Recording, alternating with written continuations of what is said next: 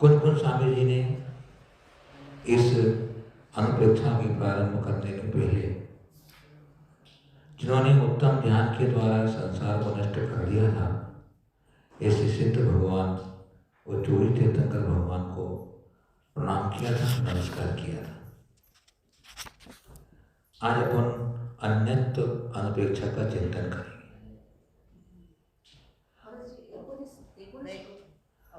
सब पूरी 20 हो गई थी। एक को हम निममा शुद्ध हो कल चर्चा हुई थी ना, हो गया था, 20 हो गए थे। आज अन्यत्र एकत्व में था कि मैं अकेला हूं, और अन्यत्र में है कि मेरा कोई नहीं, मेरा कुछ भी नहीं। वो पॉजिटिव था, ये नेगेटिव है। वहां मैं अकेला हूं या मेरा कोई नहीं।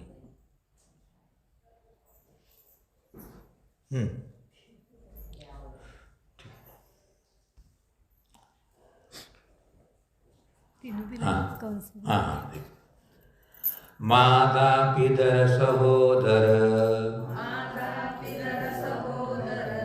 पुत्र कलत्तादि बंधु संदोहो,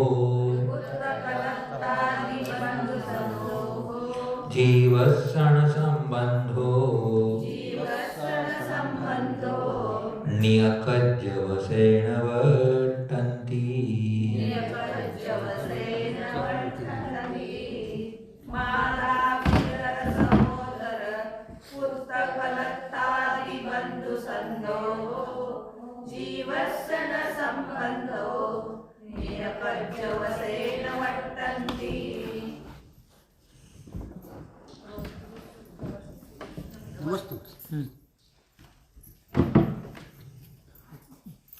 माता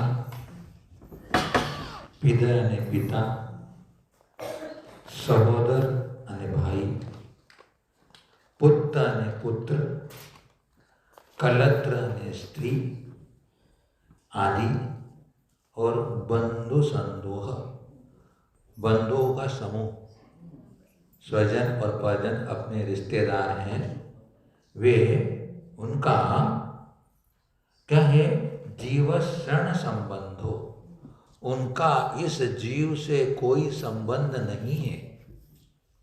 वे क्यों मरते हो?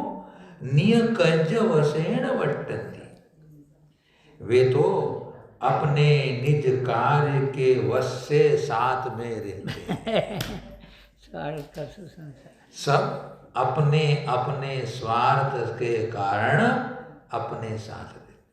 अपन भी, मैं भी हूं तो कोई स्वार्थ के साथ रह रहा हूं, आप भी किसी के साथ रहते तो अपने स्वार्थ के साथ। स्वार्थ से सब अपने लगते हैं, स्वार्थ चला जाने के बाद सब अपने अपने हो जाते हैं। तो जब ऐसी स्थिति है कि तेरी आत्मा से भिन्न कोई भी पदार्थ तेरा नहीं है, तो फिर तू क्यों उनसे मोह करता है? जो एकत्व और अन्यत्व जो भावनाएं हैं, वो सिर्फ मोह को कमजोर करने के लिए, मोह को जीतने के लिए तो भावना होती है। क्योंकि हम सब जगत से संबंध बनाए हुए हैं, संबंध अनादिकत चली रहे, अपने बनाए क्या है, बने हुए चले आ रहे हैं, और उसी को वास्तविक समझते आ रहे हैं। ये संबंध शाश्वत है और हमेशा रहने वाले हैं, ऐसी अपनी समझ बनी हुई है। लेकिन उस समझ को तोड़ने के लिए हम चिंतन करते हैं कि इनसे मेरा कोई संबंध नहीं है, तो हम अपने आप में अपने आप को सबल समझते हैं। अभी हम कमजोर समझ रहे हैं कि इसके बिना मेरा काम नहीं चलेगा, ये नहीं होगा तो मेरा क्या होगा। सभी जैसे उसको चल रहे दुनिया में, लेकिन कोई रहे तब भी काम चलता है, कोई नहीं रहे तो भी काम चलता है। फिर भी हम ये नहीं चला जाए इसलिए उसको पकड़ के रखते हैं। सब अपने अपने कर्म बांध कर आए, सब अपने अपने कर्म के अनुसार यहाँ अपना फल भोगेंगे, जिएंगे, सुख भोगेंगे, दुख भोगेंगे। जब चींटी को भी कण मिलता है खाने के लिए, हाथी को भी मण भर मिलता है खाने के लिए। हाथी ने सोचा नहीं होगा कि मेरे को खाने को मिलेगा कि नहीं मिलेगा, और पर्याय में आया तो मिल रहा है कि नहीं मिल रहा है। किसी को कोई यहाँ का हाथी गुड़ खा रहा है, जंगल का हाथी गुड़ नहीं खाता है, घास खाता है बेचारा, क्या करे ये। अब दूसरा, अन्नो अन्नम सोयदि मदोति मम नाह गोधि मन्नतो अपाणम न सोयदि संसार महर्णवे उड्ढम।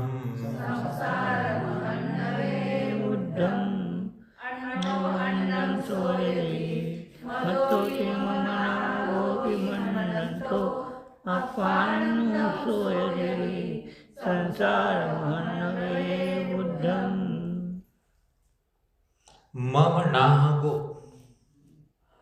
नाहन नाथ, नाथन स्वामी, मम ने यह मेरा स्वामी है, और मदोति यह मर गया, इति मन्नतो मानता हुआ, अन्नो अन्नम सोयदि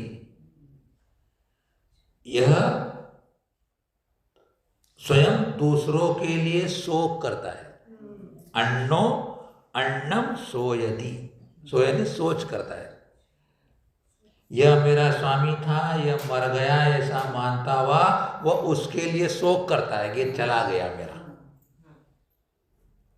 लेकिन क्या कहते हैं आचार्य, संसार महर्णवे बुद्धम, संसार रूपी महासमुद्र में डूबती हुई अपाणम न सोयदि, अपने लिए वह नहीं सोच करता, अपने लिए वो शोक करता है कि मैं संसार में डूब रहा हूं, उसके लिए वो शोक नहीं करता। यह मेरा था मर गया, उसके लिए शोक करता है साल भर, 6 साल तब तक चलना करता है, जबकि वो तुम्हारा था ही नहीं। तो दूसरे के लिए शोक करता है, शोक करता है, दूसरे के लिए शोक मनाता है, अपने लिए शोक नहीं करता है कि मैं संसार में डूब रहा हूं अनंत संसार से। ऐसी स्थिति है संसारी जीव की। इसलिए कोई तेरा जगत में नहीं है, तो फिर तू किसके लिए मरने पर रो रहा है? स्वाभाविक है, राग का परिणाम होता है तो रोना आता भी है, लेकिन वह रोना कभी कभी दिखावे का भी हो जाता है। स्वार्थ नहीं रोऊंगा तो लोग क्या कहेंगे,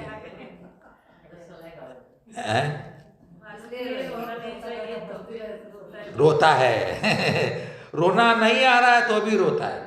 और आप देखते भी हो किसी के, हमारे उधर तो क्या होता है कि जैसे मर गया किसी के यहाँ तो 10 दिन उसके यहाँ बैठने जाते हैं, उसके यहाँ पूछने जाते हैं कैसे क्या मृत्यु तुम्हारी हुई बताओ हमारे को, बोले तो भी वो बोलता है तो रोता है वो। अरे भाइयों को तो रोना ही पड़ता है, आदमी रोए कि नहीं रोए, भाइयों को तो रोना ही पड़ता है, भाइयाँ तो रोएगी रोएगी। फिर 2 मिनट बोले, फिर बाद में हंसी मजाक चालू हो जाती है। तो मुझे बताओ नाटक कर रहे नहीं कर रहे? हाँ बोलो नहीं। और जैसे अगर कोई किसी का जैसे व्यक्ति 50 साल का आदमी मर गया मान लीजिए, और उसके माँ बाप भी जिंदे हैं, उसका बेटा भी जिंदा है, उसकी पत्नी भी जिंदी है, तो रोते तो क्या बोलते हैं, अब मेरे को कौन पालेगा, अब माँ बाप बोलते हैं मेरे को कौन सा, वो किसके उसके लिए नहीं रो रहे हैं, वो अपने लिए रो रहे हैं कि अब मेरा क्या होगा। अगर घर में बेटा मर गया है तो माँ बाप बूढ़े माँ बाप कि अब मेरा क्या होगा, अरे वो मर गया उसके लिए नहीं, उसकी पत्नी रोती है मेरा पालन पोषण कौन करेगा, उसके बच्चे मेरे को पढ़ाएगा लिखाएगा कौन, तो वो अपने अपने स्वार्थ के लिए रो रहे हैं, उसके मरने वाले के लिए कोई नहीं रो रहा है, वो अपने अपने स्वार्थ के लिए रो रहे हैं। अन्नम इमं शरीरादिगम पिजमहोज बाहिरम दौवम नाणमदंसनमादा एवं चिन्तेहि अन्नत्तम् एवं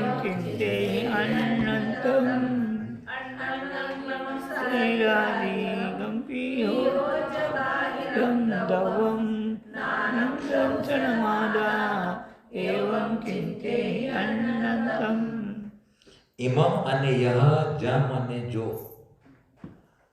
इमम अने यह, जम अने जो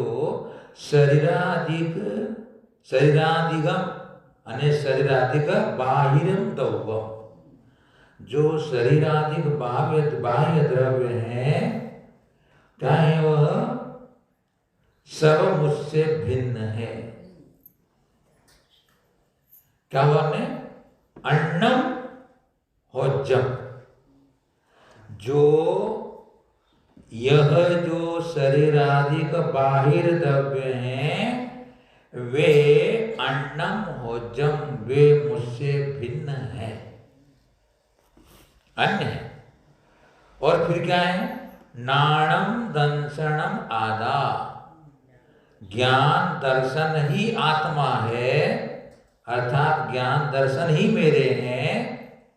एवं चिंते ही अन्यतम, अन्यत्व भावना में एवं इस प्रकार चिंतन करना चाहिए। तो क्या हुआ? अपना कौन हुआ? अपना एक आत्मा हुआ। वो आत्मा कैसा है? ज्ञान दर्शन। ज्ञान दर्शन मेरे हैं और कोई मेरा नहीं है। संबंध अभी अपनों कहने के संबंध बनाना हो तो अपने ज्ञान दर्शन से संबंध बना लो। आप बाहरी द्रव्य से संबंध बना करके मेरी तो ज्ञान दर्शन ही आत्मा है, ज्ञान दर्शन ही मेरे हैं, बाकी मेरा कोई नहीं। क्यों? क्योंकि ये मुझसे कभी जुदा नहीं होते, कभी मुझसे बिछड़ते नहीं है। कौन? ज्ञान दर्शन, वो मेरे हैं। बाकी जितने संबंध बनते हैं अपने, वे सब छूट जाते हैं, यहीं रह जाते हैं, पृथक हो जाते हैं। इसलिए इन संबंधों में राग मत करो, द्वेष मत करो, मध्यस्थ भाव रखो, समता भाव रखो। यही यहाँ संदेश दे रहे हैं। क्यों? क्योंकि अपना यहाँ कुछ भी नहीं है।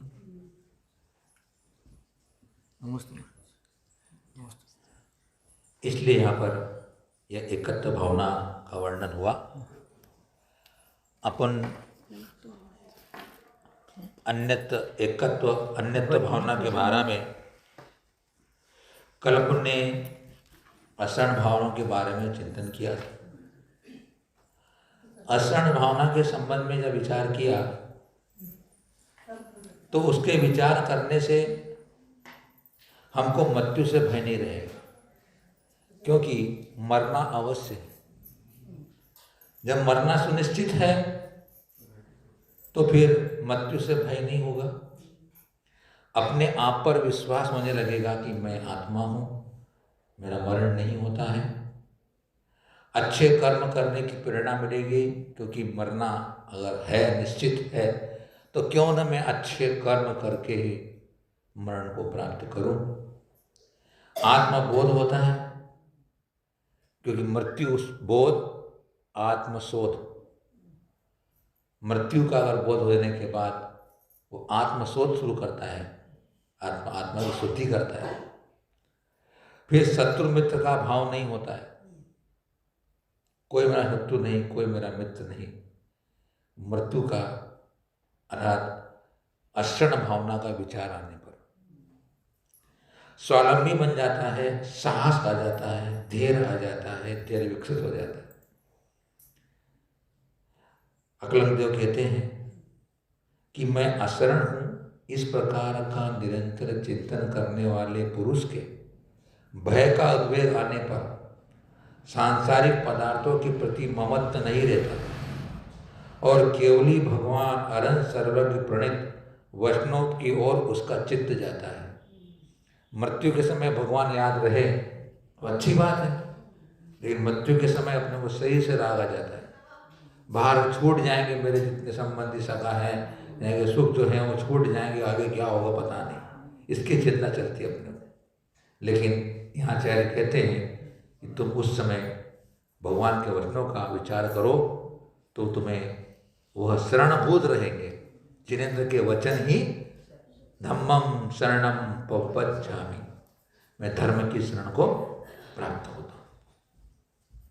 कुन स्वामी के द्वारा रचित यहाँ 12 भावनाओं की चल रही है, उसमें आज अपन संसार भावनाओं को देखते हैं। बहुत ही मार्मिक विवेचन किया है संसार भावनाओं में। अन्य भावनाओं में इस प्रकार का विवेचन बहुत कम मिलता है।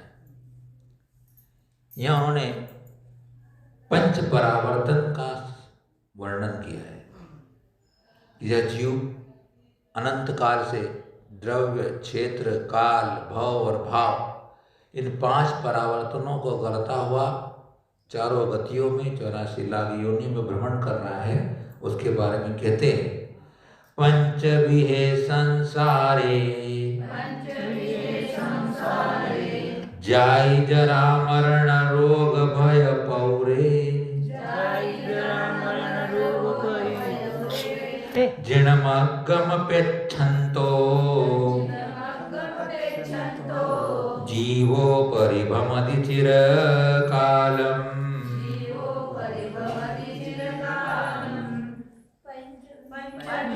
संसारे जाई जरा मरण रोग भय पौरे, जिणमग्गम पेच्छन्तो जीवो परिभ्रमति चिरकालम्। 24 नंबर की। जाई अने जन्म, जरा ने बुढ़ापा, मरण ने मृत्यु, रोग ने बीमारी, भय ने आतंक से प्रौरे ने प्रचुर, ऐसे पंचविहे संसारे 5 प्रकार के संसार में जिणमग्गम अपेच्छन्तो, जिनेन्द्र भगवान के द्वारा कहे हुए मार्ग को न देखता हुआ, अर्थात न श्रद्धान करता हुआ, जीवो चिरकालम परिभ्रमति, वह चिरकाल से भ्रमण कर रहा है। क्यों? क्योंकि ने जिनेन्द्र भगवान के वचनों को श्रद्धान नहीं किया। और इस संसार में पुनरपि जननम पुनरपि मरणम पुनरपि जठनी जठरे गहनम, यह संसारे कलु दुस्तारे त्राता नहीं बहु कारागारे। बार बार जन्म लेना, बार बार मरण करना, बार बार माता के गंदे गर्भ में आना,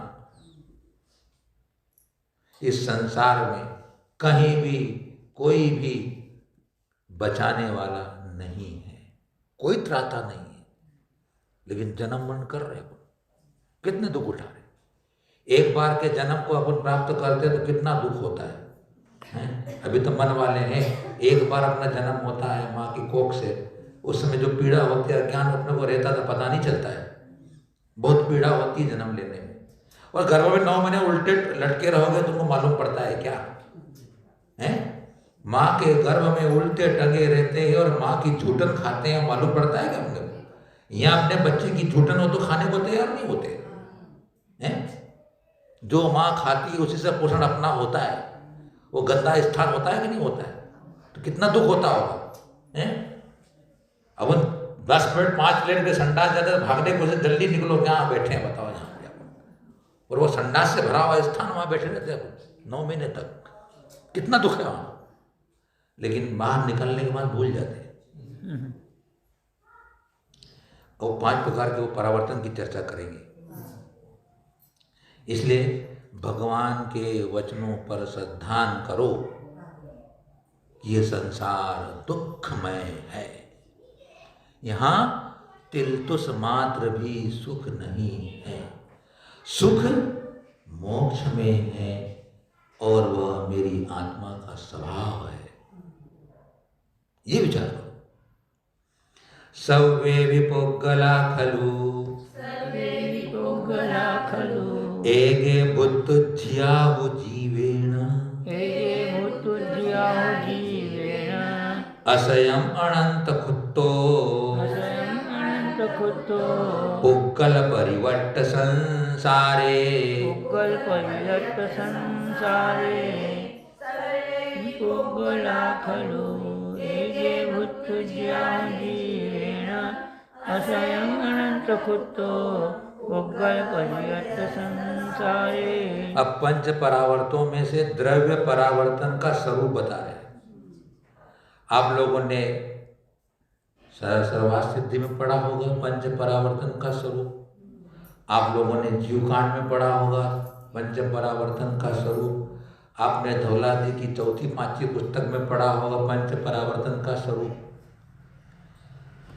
गुरुदेव कहते हैं अगर आपने तहे दिल ईमानदारी और भाव से अगर पंच परावर्तन के स्वरूप को समझ लिया, सुन लिया, जान लिया, सिद्धांत कर लिया तो आपके रोंगटे खड़े हो जाना चाहिए।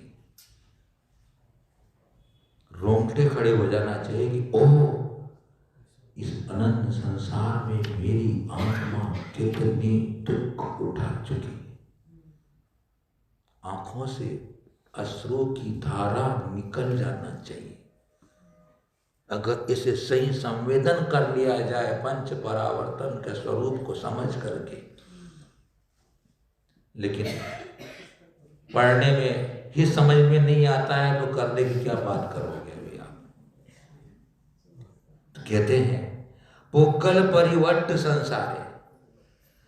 पुद्गल परिवर्तन रूप संसार में एके जीवेण, एक जीव के द्वारा सर्वे विपुद्गला भूत उज्ज्या, सभी पुद्गलों को भोग करके छोड़ दिया गया एक जीव के द्वारा। अब विचार करो पर पुद्गल परावर्तन के अंदर भ्रमण करते हुए मेरी आत्मा ने जितने पुद्गल पदार्थ हैं उन सबको भोग के छोड़ दिया है, फिर भी अपनी तृप्ति नहीं हो रही है। कौन सा चीज दिखाया, न पिया, न दिखा, न सूंघा, न छुआ है मैंने, फिर भी अभी तक अपने तब तृप्ति होने वाली नहीं। तृप्ति बाहर से होती ही नहीं है। और कितनी बार क्या है, असयम अनंत खुत्तो, बार बार अनंत बार भोग करके छोड़ा है।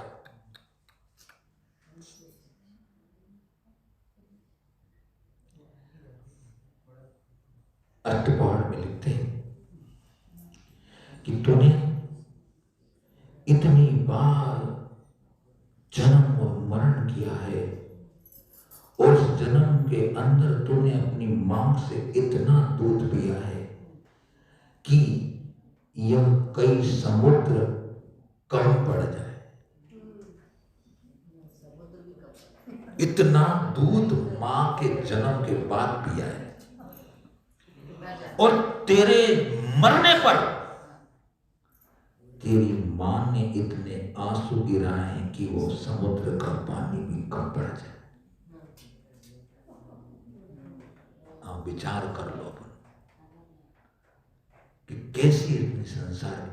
देखो तब संगीत जीव की बात चल रही है। मां के जन्म से तब संगीत जीव लेंगे, जन्म तो पुत्र आदि लेंगे। एक हिंदी दो हिंदी की बात तो छोड़ दो, उसको रोने वाला कौन है। एक द्रव्य परिवर्तन के अंदर अनंत काल लगता है, एक द्रव्य परिवर्तन के अंदर। और मैंने संसार में भ्रमण करते हुए अनंत पुद्गल परावर्तन कर लिए।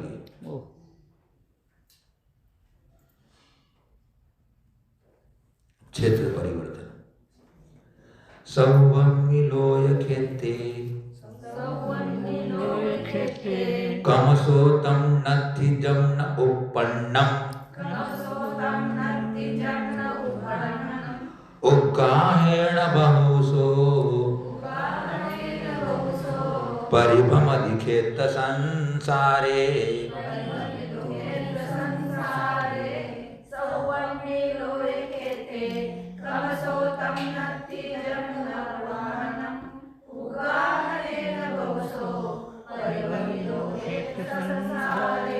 द्रव्य परिवर्तन भी दो प्रकार का होता है, नो कर्म द्रव्य परिवर्तन और कर्म परिवर्तन। शरीर को नो कर्म कहते हैं और कर्म को कर्म कहते हैं। इन दोनों के काल को मिलकर के एक द्रव्य परिवर्तन होता है। इस शरीर के परमाणुओं को जिस भाव से मैंने जिस रूप रस गंध वर्ण से ग्रहण किया था, अभी इस समय मानो किया है और अगले समय निजीर्ण होते हैं। अब इन्हीं छोड़े हुए स्पर्श रस गंध वाणे पुद्गलों को जिन भावों से ग्रहण किया था, उन्हीं भाव से जब मैं दोबारा ग्रहण कर लेता हूं, तब वह एक नो कर्म परिवर्तन होता है। मेरे कर्म उदय में आकर झड़ रहे हैं, अभी प्रतिशत में निषेध खड़ रहे हैं कर्म के। कर्म में ने बाधा वर्तमान में अभी एक अवली के बाद उदय में आना शुरू हो जाता है, आवादा काल बीतने के बाद। तो वो जो कर्म अभी छोड़े हैं एक अवली के बाद, जिस निषेध को मैंने भोग कर छोड़ा है, वो निषेध के परमाणु उसी रूप से जब वापस मेरे द्वारा बांध लिए जाएंगे, तब एक कर्म परिवर्तन हो। तो क्या ऐसा हो सकता है? आपको शंका हो सकती है, क्या आचार्य भगवान डराने के लिए बोल रहे हैं? नहीं, ये वास्तविक है,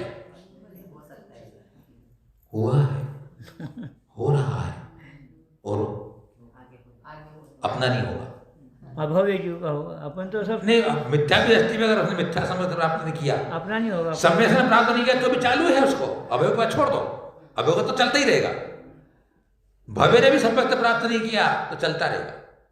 अब क्षेत्र परिवर्तन भी दो प्रकार का, पर क्षेत्र परिवर्तन, स्वक्षेत्र परिवर्तन।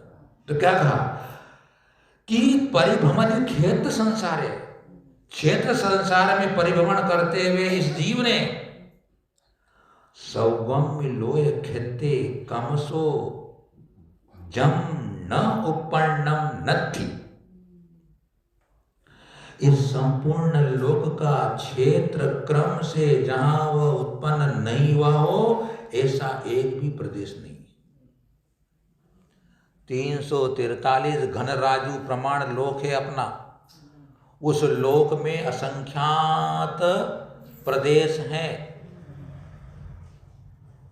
उसका एक भी ऐसा क्षेत्र नहीं है जहां मैंने जन्म नहीं लिया है।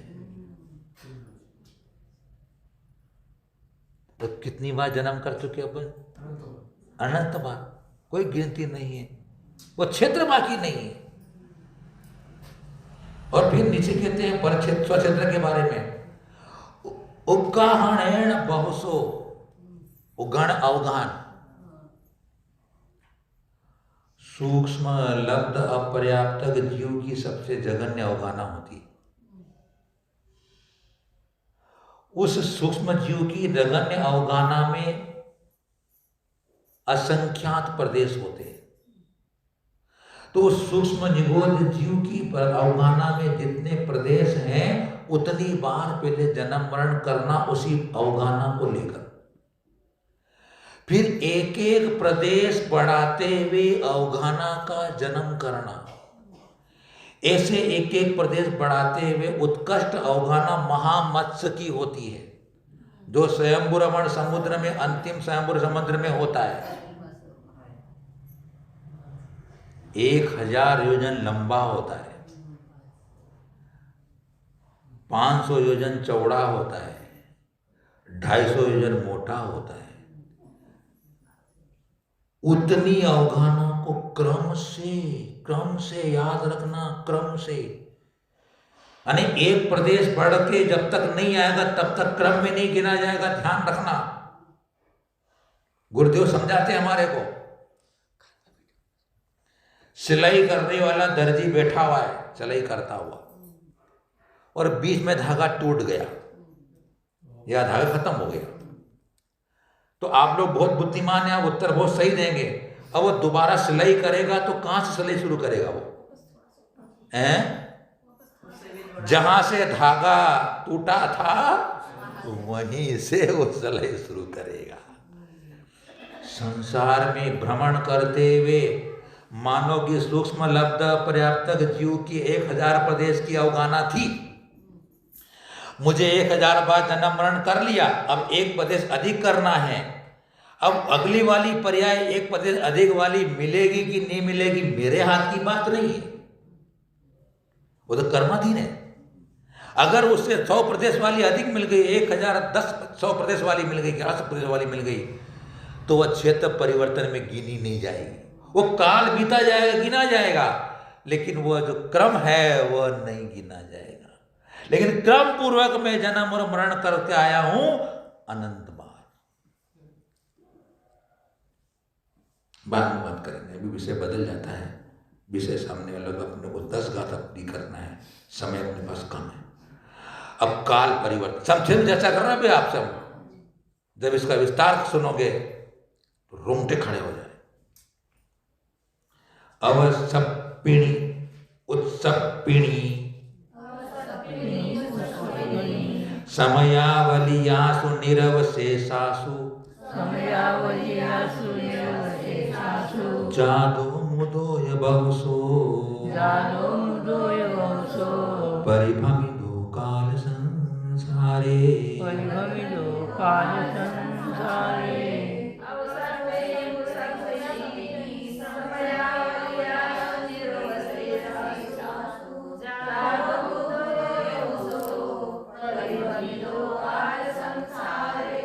काल संसारे परिभ्रमितो, तीसरा नंबर का चल रहा है।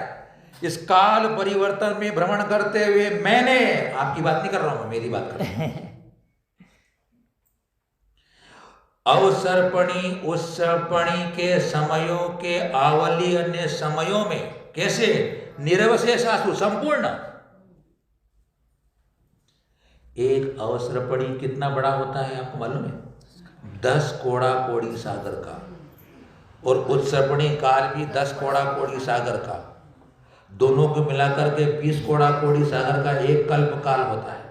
तो यह कहना चाहते हैं कि उत्सर्पणी और अवसर्पणी काल के जितने समय हैं उन सभी समयों में बहुसो बहुत बार जादो मुदो में जन्म मरण कर चुका।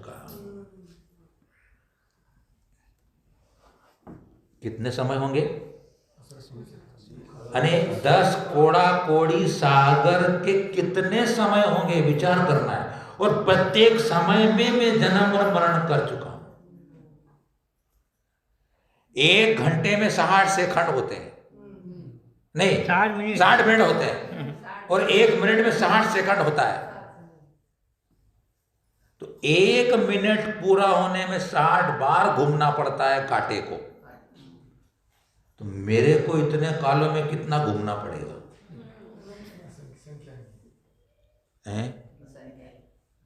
एक एक समय में। वो याद रखना, दर्जी जहां से धागा तोड़ता वहीं से सीता है। अगर वो क्रम छूट गया उत्सर्पणी का क्रम वाला, जैसे मेरा अभी समय चल रहा है उत्सर्पणी काल का, अभी मैं मानो जन्मा, अब अगले समय में जन्म लेना, पहले जीऊंगा, पहले इस पर्याय में मैं जीऊंगा ना, पहले मरूंगा, तो मरने का एक काल मिलेगा क्या वाला?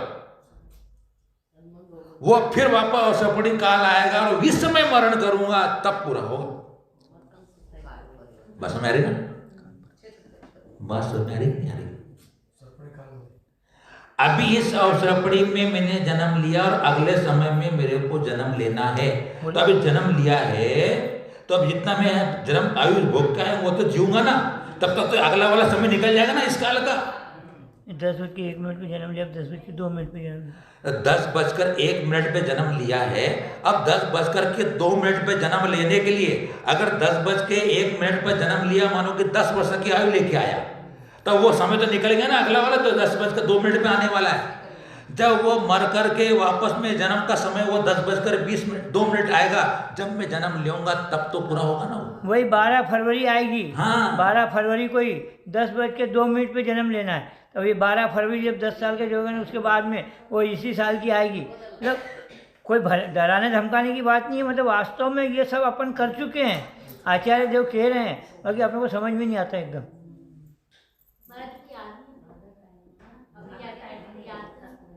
अब याद तो भी होते उसे याद ऐसा है, जितनी बार जन्म मरण लेने में हमारे संक्लेश परिणाम हो जाते हैं, उन संक्लेश परिणामों के कारण हम सब विस्मृत हो जाते हैं। संक्लेश मरने के समय संक्लेश परिणाम से वर्तमान का जो भी ज्ञान है वो क्षयोपशम कम हो जाता है। अगली पर्याय में जब वापस आओ तो फिर ABCD करना पड़ता है। मिथ्या भी रहे तो भी रहो, तो भी मरण के समय संक्लेश तो हो ही जाता है। सम्यक दृष्टि को संक्लेश होते भी वो संक्लेश नहीं मानता, क्योंकि मरण का दुख तो होता ही होता है, लेकिन वो दुख नहीं मानता, इतनी फर्क पड़ता है। इसलिए जो संकलेश नहीं कर पाते, एकांत भी नहीं था, यहाँ जो कठोर तपस्या करके जो सौधर्म इंद्र या लोकांतिक देव या इमेंद्र आदि होते हैं सौरवास सिद्धि के, उनको द्वादशांग का ज्ञान यहाँ का साथ में जाता है। तो यहाँ का क्षयोपसन का ज्ञान साथ में जाता है। संकलेश नहीं करो तो नहीं जाएगा, चले जाएगा, संकलेश करोगे तो नहीं जाएगा।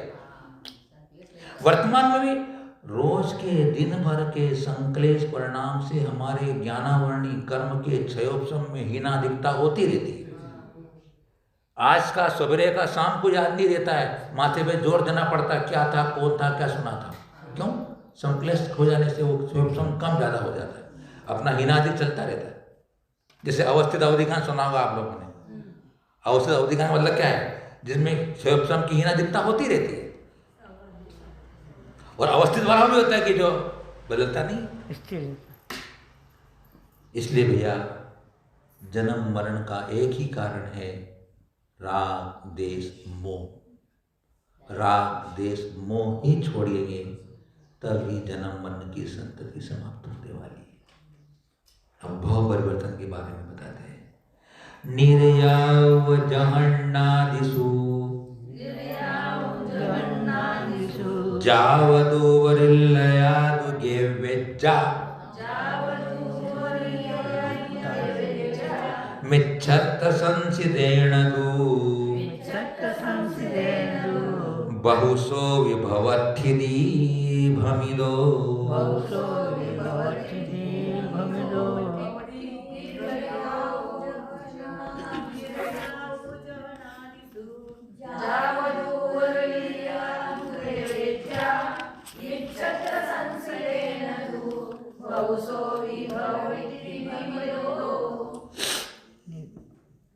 ये भी दिल को दहाने वाला परिवर्तन है। कहते हैं कि भवठिधि भ्रमिदो बहुसो, भव रूपी स्थिति में यानी भव परिवर्तन में भ्रमण, बहुत बार भ्रमण करते हुए मिच्छत संसिदेण, मिच्छात्व से संसर्गित होने के कारण, मिथ्यात्व के कारण, निराहु जहन्नादिषु, नरक आदि की जघन्य आयु को लेकर के, उवरिल्लादु गेवेज्जा, उपरिम 90 गिरेवक तक वह कई बार उत्पन्न हुआ है और मरा है। समझ लो बात को। नरक आदि कहा है। नरक गति में सबसे जघन्य आयु 10,000 वर्ष की होती है। भव ने पर्याय, और वो 10,000 वर्ष में जितने समय हैं उतनी बार 10,000 वर्ष की आयु को लेकर के नरक में जन्म लेना, और फिर वो पूरे हो जाए, फिर एक एक समय स्थिति को बढ़ाते हुए नरक में उत्पन्न होना और नरक की 33 सागर की आयु को पूर्ण करना, फिर आना तिर्यंच गति में। तिर्यंच गति में जघन्य आयु अंतर्मूर्त प्रमाण क्षुद्रक भव है, सांस का 18वां भाग, उसमें जितने समय है उतनी बार जन्म मरण करने के बाद एक एक समय की आयु को बढ़ाते हुए तिर्यंच गति में उत्कृष्ट आयु 3 पल्ल की होती है, पूरी करना। मनुष्य गति में भी जघन्य आयु अंतर्मूर्त की होती है, अंतर्मूर्त से लगाकर उत्कृष्ट आयु 3 पल्ल की होती है, महा तक जन्म मरण करना। उसके बाद स्वर्गों में जघन्य आयु 10,000 वर्ष की होती है, छोटे से छोटे देव की। 10,000 वर्ष के पूरे समय बीतने के बाद एक एक समय को बढ़ाते हुए अंतिम 90 ग्रेवक की जो उत्कृष्ट आयु है 31 सागर की, वहां तक जन्म मरण करने में जितना समय लगेगा उतना एक भव परिवर्तन, एक भव। ऐसे भव परिवर्तन कितने किया अपन ने? अनंतो बार क्रम से। तो ये तीर्थंकरों के 10 भाव हुए इसी हिसाब से? नहीं, तीर्थंकरों के 10 भाव से यहाँ कोई संबंध नहीं। उनका देखिए, सम्यक दृष्टि का पंच परावर्तन बंद हो जाता है, उसको फिर बहुत भाव नहीं धारण करने पड़ते। सम्यक दृष्टि को पंच परावर्तन नहीं होता, सम्मिथ्या दृष्टि को ही पंच परावर्तन होता है। तो तीर्थंकर तो सम्यक दृष्टि हो जाते हैं, वो 10 भाव बताते हैं, इसलिए कि किस प्रकार से इनकी आत्मा के अंदर वो 10 भाव के अंदर उत्थान होता चला गया, जिससे कि हम लोगों को प्रेरणा मिले। बाकी इसका इस परिवर्तन से कोई संबंध नहीं, उनका परिवर्तन बंद हो गया। उनके परिवर्तन बंद हो जाते हैं, फिर तो उनका संसार सीमित हो चुका है, उनकी पर्याय अपने आप में सब सीमित होने लग जाती है। बाकी मैंने नरक में इतनी बार जन्म लिया है, इसलिए जिनेंद्र भगवान के वचनों पर श्रद्धान करो, राग द्वेष मोह को छोड़ो, पंचेंद्रिय के विषयों से परांगमुख हो जाओ, कषायों का समन करो, दया धर्म पालन करो, क्षमा धर्म को धारण करो, संयम पालन करो, त्याग तपस्या करो, सम्यक पूर्वक करो, निदान रहित होकर करो, आत्म कल्याण के लिए करो। ये सब मार्ग है। महाराज जी को पसंद नहीं है थोड़ा सा किसका? मिथ्यात्व का। मिथ्या दृष्टि जीव पंच परावर्तन करता है, तो उसको नरक गति का जो सबसे जघन्य स्थिति है 10,000 वर्ष की है ना, तो 10,000 वर्ष के काल के जितने समय हैं, मानो अपन समझ लो कि 100 समय, तो उसको 10,000 वर्ष की आयु लेकर के 100 बार पहले जन्म मरण करना पड़ेगा। उसके बाद एक एक समय बढ़ा करके, यानी 100 वर्ष से 101 समय अधिक, 102 समय अधिक, ऐसी उतनी आयु को लेकर के नरक में उत्पन्न होना और मरण करना। तो उत्पन्न होने के बाद आएगा तो नरक में दोबारा जा नहीं सकता है, फिर मनुष्य रेंज में आएगा, फिर मर करके नरक में उसी आयु को लेकर जन्म करना। जाएगा, गारंटी लेके जाता है, क्योंकि यहाँ का अच्छे कर्म कर ले हो सकता स्वर्ग चला जाएगा। तो यहाँ के ऐसे परिणामों से दोबारा नरक पे जाना, और वो जाता है। जब बता दिया गया है कि संकल्प परिणाम, वो संस्कार काम करते रहते हैं ना नरक का योगी, तो वो जाता है, गया है कि वह अगली पर्याय भी प्राप्त कर चुका है, एक समय अधिक वाली भी क्रम से प्राप्त कर चुका है। बीच का जो काल छूट जाता है उसको काल में मत गिनो, जो गिनती भाव की वो गिनो आप, क्योंकि जैसे अपन नरक से निकल गए, अब दोबारा अपने को 101 समय वाले से जन्म लेना है, लेकिन इसको उस प्राप्त करने के बीच में दूसरे भाव में चले गए, हम नरक में नहीं गए, तो जो काल बीत गया दूसरे भाव का, उसको काल को तो गिनो लेकिन भाव को मत गिनो। जो भाव बीत गए, नरक आयु के भाव गिनो आप उसको परिवर्तन करने के लिए।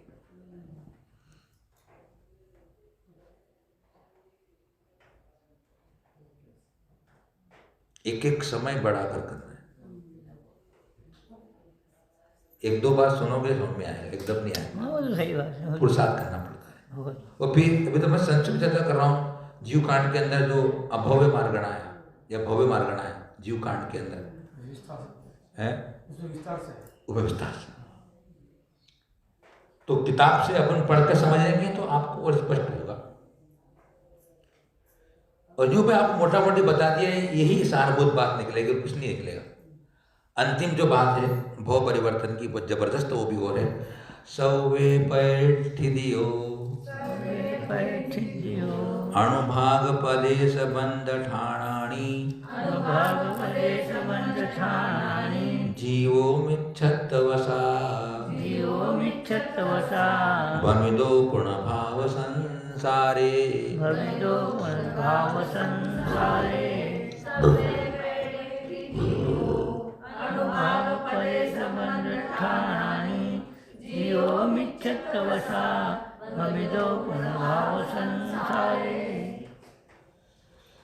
भाव संसारे पुनः भणिदो जीवो मिच्छत्तवसा।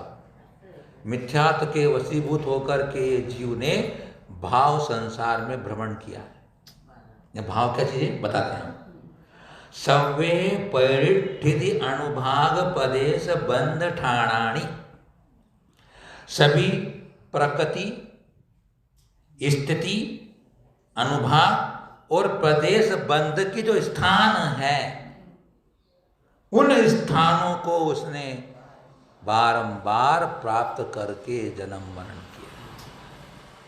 इसका उदाहरण से समझाऊंगा आपको, जिससे आपको बात समझ में जल्दी आएगी। 4 बातें यहाँ पर है।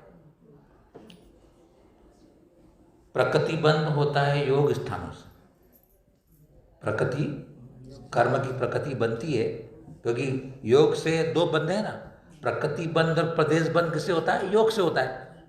मन वचन काया की प्रवृत्ति को योग कहते हैं। तो मेरे आत्मा के योग स्थान परिणाम है असंख्यात लोक प्रमाण, और असंख्यात लोक प्रमाण योग के स्थान है कि उन योगों से मैं कर्म ग्रहण करना हूं। जीव की वो शक्ति है योग स्थान। अब जब कर्म आएंगे तो अनुभाग बंधेगा, तो अनुभाग बंध अध्यवसाय स्थान है कि आपने किन परिणामों से उस अनुभाग बंध किया है, वो भी असंख्यात लोक प्रमाण होते हैं। फिर कसाय अध्यवसाय स्थान, वो भी असंख्यात लोक प्रमाण होते हैं। और स्थिति स्थान, कर्मों की स्थिति होती है, जैसे कि 10,000 में जगन स्थिति है, 10,000 एक समय, 10,000 2 समय, 10,000 3 समय, ऐसे करते करते उत्कर्ष स्थिति बन 1 सागर के मारोगे, तो पूरे वो स्थान कहलाएंगे किसके? स्थिति बंध स्थान। तो सेकंड का काटा 60 बार घूमता है, तब एक बार 1 मिनट होता है, और 60 बार जब मिनट का काटा घूमता है तो 1 घंटा होता है, और 12 बार काटा घंटे का घूमता है तो 1 दिन होता है। हैं? एक रात होती है, 1 दिन होता है। एक रात 1 दिन होता है ना। फिर पूरा वो घूम जाता है, एक बार वो 2 बार भी घूम जाता है, तो फिर वो दोबारा 12 घंटे का और वो घूम जाता है, वो तो 1 दिन होता है, 1 दिन पूरा हो जाता है। ऐसे 30 दिन घूम जाएंगे तो 1 महीना हो जाएगा। अगर हमें अनुभाग बंध अध्यय स्थान पार करना है तो योग स्थान होते हैं, उनको पहले पूरा करो। पहला अनुभाग बंध स्थान का जो स्थान है उसको माने आपने भाव किया। अब अनुभाग बंध अध्यय स्थान का दूसरा नंबर का आपको भाव करना है, तो उन योग स्थानों को पहले पूरा करो, जो क्रम से हैं उनको पूरा करो। वो जब पूरे हो जाएंगे तब अगला वाला अनुभाग बंध स्थान माना जाएगा। वो सेकंड का काटा घूमेगा, तब वापस दोबारा अनुभाग स्थान का दूसरा नंबर आएगा। अनुभाग स्थान जब पूरे हो जाएंगे तब कसाय स्थान आगे बढ़ेगा, और जब कसाय स्थान पूरे हो जाएंगे तो कर्म की स्थिति जघन्य से 1 समय अधिक होगी। तो जघन्य कर्म स्थिति स्थान को पूरा करने के लिए जितने कसाय स्थान हैं, जितने अनुभाग बंध स्थान हैं और जितने योग स्थान हैं, उनको पुनः पुनः घूम करके पूरा करना पड़ता है, तब जघन्य स्थिति का 1 समय आगे बढ़ता है। ऐसे एक कर्म की स्थिति के बारे में चर्चा कर रहा हूं मैं। 8 कर्मों की जघन्य से उत्कर्ष स्थिति पूरी करने में जितना काल लगता है, वो एक भाव परिवर्तन होता है, भाव परिवर्तन। और वैसा भाव परिवर्तन भी अनंत बार कर चुका हूं मैं। इससे कोई भाव खाली नहीं रहा मेरे से। द्रव्य परिवर्तन से अनंत काल, क्षेत्र परिवर्तन, क्षेत्र परिवर्तन से अनंत काल, काल परिवर्तन, काल परिवर्तन से अनंत काल, भाव परिवर्तन, भाव परिवर्तन से अनंत काल, भाव परिवर्तन, वो भी अनंत काल, अनंत काल करते जाओ, अनंत काल। अब विचार करना है अपने को, इस पंच परावर्तन में कितनी बार मैं जन्म मरण कर चुका हूं, कब निस्तारा होगा मेरा। सम्यक्त नहीं प्राप्त कर सका मैं, सम्यक्त प्राप्त कर लेता तो कब से पार हो जाता, सम्यक्त नहीं हुआ। व्यवहार सम्यक्त प्राप्त कर लिया, आत्मानुभूति रूप जो निश्चय सम्यक दर्शन है, शुद्धो योग रूप जो निश्चय चारित्र का विना भावी है, जब तक वो नहीं होता है। अपन ग्रहण सार पढ़ के आए ना कि तुमने कितना भी बार, अगर तुम शुभोपयोग से बढ़ते हुए कितनी बार मुनि बन गए हो, शुद्धोपयोग से अगर तुम मुनि बन जाते तो उसी भाव से अंतर्मूर्त में मोक्ष हो जाता। मैंने सुमेरु पर्वत के बराबर ढेर लग जाए इतनी बार पिछी कमंडल धारण करके छोड़ चुका हूं मैं, निस्तारा नहीं हुआ,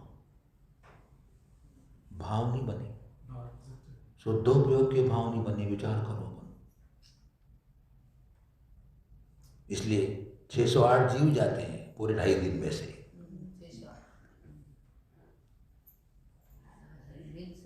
आज की अंतिम गाथा करके पूरी करते हैं आज का विषय।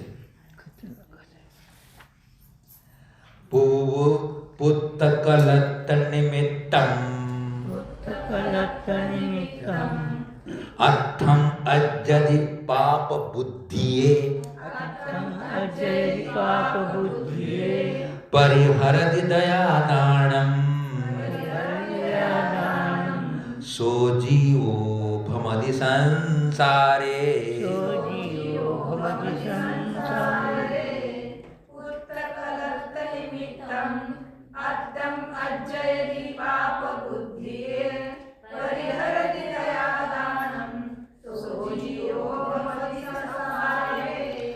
यह जीव संसार में भ्रमण क्यों कर रहा है, यह बात बता रहे कुंद महर्षि अध्यात्म योगी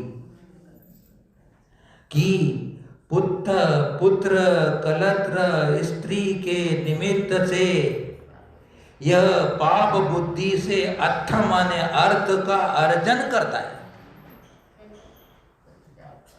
एक ही संसार देखा जाए, स्त्री ही सब संसार है। स्त्री नहीं हो तो संसार ही नहीं है।